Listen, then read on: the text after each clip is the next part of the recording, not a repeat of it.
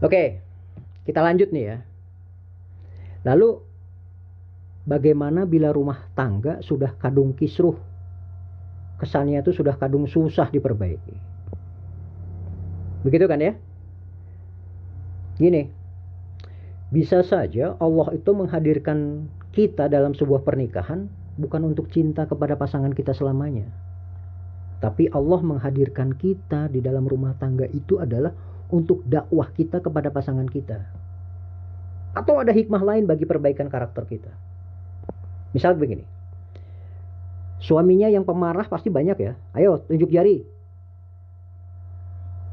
Suaminya yang pemarah. Maka kalau kita melihat dari sisi yang lain, dari sisi perbaikan karakter kita, ketika suami kita itu pemarah, akan muncul sikap apa dari sang istri? Muncul sikap sabar. Coba lihat. Kalau nggak sikap sabar, yang muncul itu adalah sikap kedekatan kita kepada Allah. Gini, coba lihat ya. Bukankah dengan adanya masalah dari pasangan menjadikan kita lebih dekat kepada Allah? Menjadikan kita rajin bertahajud? Ya nggak?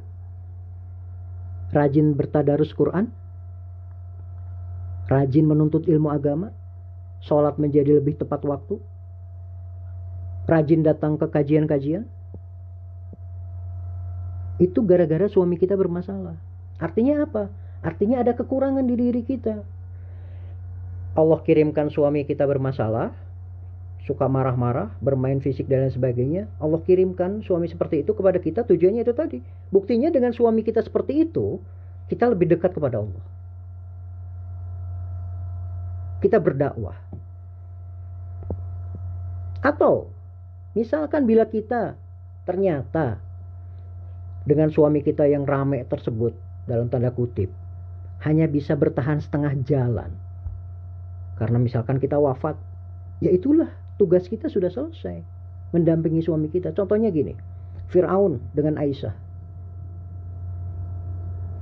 Allah memberikan Aisyah mendampingi Fir'aun, begitu juga dengan sebaliknya. Karena apa?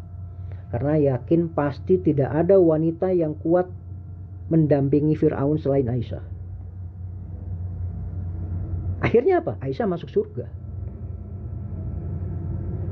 Karena berpegang teguh kepada tujuan pernikahan tadi yang pertama, yang 4 itu. Mendekatkan diri kita kepada Allah, mendekatkan pasangan kita kepada Allah karena sebagai sarana surga, juga sebagai perangkat akhirat. Kan begitu kan?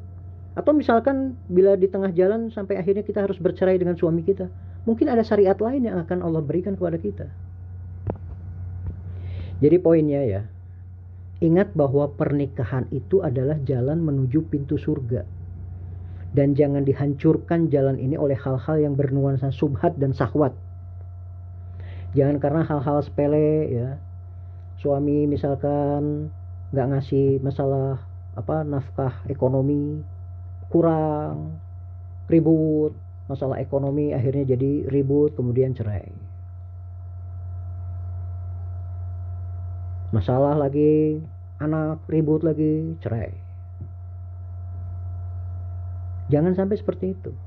Karena ingat tadi, kita nikah, dipasangkan dengan pasangan kita, pasti ada manfaatnya. Pasti ada hikmahnya di balik itu. Jangan sampai kita bercerai gara-gara seperti itu.